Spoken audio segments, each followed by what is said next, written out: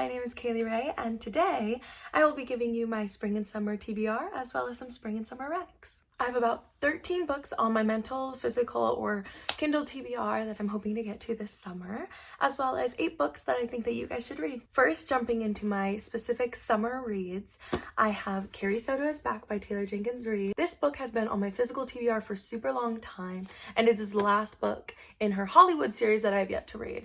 Going into this book, all that I know is that Carrie Soto is a famous tennis player. She had this super big title, and then in retirement, somebody beats that title and she has to leave retirement to hopefully get it back. Next, I have a new release, Carly Fortune's One Golden Summer. As you can see, I got it at Target literally today. It just came out. I wanted to read this because I actually read Every Summer After a few years ago when it came out, and apparently this book is the brother in that book's story, whereas other Carly Fortune books are usually standalone. So this is kind of an interconnected standalone vibe. I'm excited for this one. Next, I will be rereading Malibu Rising by Taylor Jenkins Reid. I'm really excited. It was a 5-star read when I read it 2 summers ago, and I'm thinking about a video idea with it, and so I wanted to make sure that I got this reread done in sometime over the summer. Basically, this is a part of the Hollywood series. All of these books are standalones but are interconnected. It's all about this Hollywood scene that Taylor Jenkins Reid has written about. The dad in this book has been seen in a few other books, and therefore kids are kind of just exploring their life and what it's kind of like to be a kid in the spotlight. Has a lot to do with family dynamics. It's a little chaotic. They're rich. Put those all together and it sounds like a great read, and I recommend you read it too. Next, I'll be picking up Remarkably Bright Creatures. I got the pretty sprayed edges. I'm very excited. The only thing I know about this book is that the main character's husband passes away and she befriends an octopus. And it's like about grieving. And something about a devastating summer book, it will get me every time. The last book in this sort of summer section that I have is actually Lord of the Flies by William Golding. I read this my sophomore year of high school, and it is set in the summer, and it's a really short read. I really enjoyed it the first time. I want to reread it as a 20-year-old, re-annotate it, and you might see it in a future video. Onto a more general section. These are books that I want to get to this summer that aren't technically like a summer vibe. The first book that I have is Wally Lamb's She's Come Undone. This book has been on my physical TBR for so long, and I hear it's a beautiful read. I don't know anything about it. I'm going in completely blind, and you might see me and my mom reading this in a future video. The next book that I read is Coco Mellor's Blue Sisters. I've heard so much about Coco Mellor's. I've seen her beautiful book covers, and this is actually our May book club pick. All that I know is that 3 estranged sisters come back together in New York because their 4th sister sadly passes away, and it's kind of just about family dynamics, and I love a good family dynamic, and I'm excited to read this with my book club. The next book that I have is actually Binding 13 by Chloe Walsh. This book was a DNF about a year ago, but it just was right book, wrong time. It was very much soft DNF, and so I'm excited to pick this back up. All the books are on Kindle Unlimited in this series. I feel like even though it's kind of a thick book, I think I can fly through it, and it's kind of one of those book series where if you're on the internet, you need to read it or you're gonna get it spoiled for you. Essentially, this is about Johnny and Shannon. I know that they're in high school. He's on the rugby team. I think his number is 13. Shannon is broken. Johnny wants to fix her. It's like one of those high school romances, but I hear only good things about it, and I think I'm gonna cry at the end.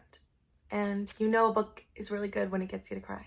I actually have Cleopatra and Frankenstein by Coco Mellor's on my physical TBR, and I really want to get to it. This book is beautiful. Its hardcover is beautiful. The paperback is beautiful. I've heard only good things about it, so might as well give it a shot. The basic premise of this book is that Cleo isn't from America. Frank is. Frank offers to marry her for a green card.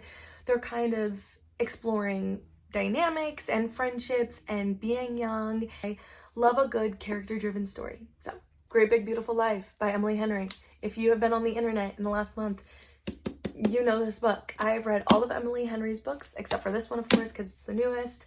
I didn't love Funny Story, but I loved Happy Place and Beach Read. Book lovers, I have not read People We've Met on Vacation, but I hear that this book is more fiction and less romance, which I'm excited for. I love a good general fiction romance subplot, maybe even not even subplot, like little hint here and there. I'm going into this completely blind, so I couldn't tell you what this is about. But I think that you too, if you're going to read this, should go into it completely blind. The next book I actually don't have physically, it's on my Kindle, is Talking at Night. The only thing I know about this book is that it reads like a Sally Rooney book, and if that's true, then count me in. I'm also going into this completely blind. Beautiful cover. I only hear good things. The last book on my TBR this summer is Deep Cuts.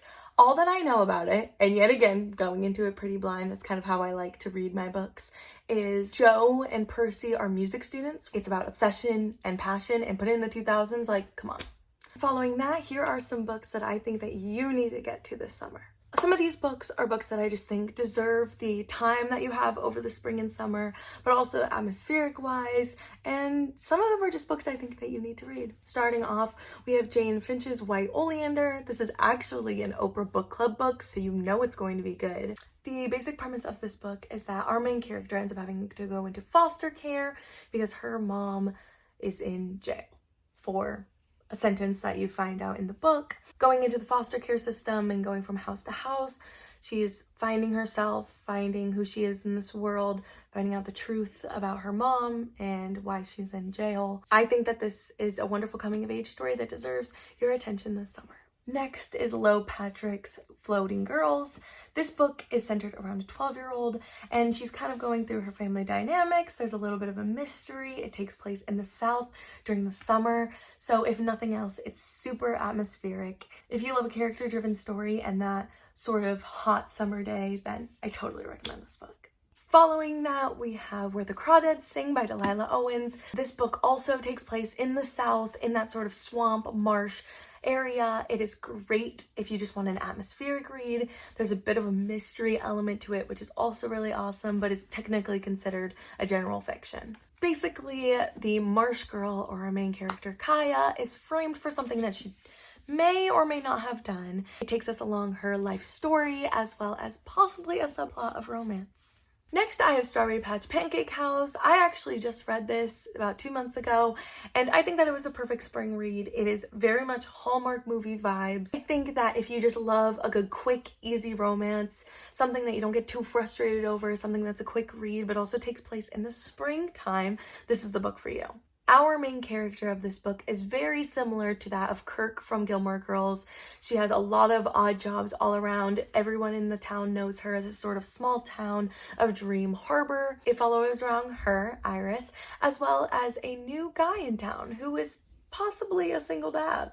Not only is it kind of a cute, cheesy Hallmark romance, but also the town in and of itself is so cute that I found myself not only enjoying the romance, but also just like the town in and of itself and all these like little side plots and quests that they went on. This would not be a summer recommendation without including Happy Place by Emily Henry. I know this is probably not the first time that you've ever heard about this book, but if it is, this book is a must read. This book centers around a couple that is secretly separated, and they have to go on their annual trip with their 4 other friends. Next, we have Mary Jane. This book I read about 2 summers ago, and I ended up reading it because I loved Daisy Jones and the Six. It is that same time period. This book follows 14-year-old Mary Jane, and she decides to babysit for her very interesting neighbors. This book sucks you right in, and after finishing it, I literally couldn't believe that they were not real. The last book I recommend for this spring and summer is Diz Tate's Brutes. This book is very interesting and maybe not for everyone, but I do think that if you love a good weird girl fiction, this book is for you. There's these group of teenagers who are very similar to that of the group of teenagers in The Crucible, oddly enough. They run the town, they start rumors, they keep secrets, and because it's the summer, they have a lot of free time. Well guys, that is the end of today's video. Thank you guys so much for watching.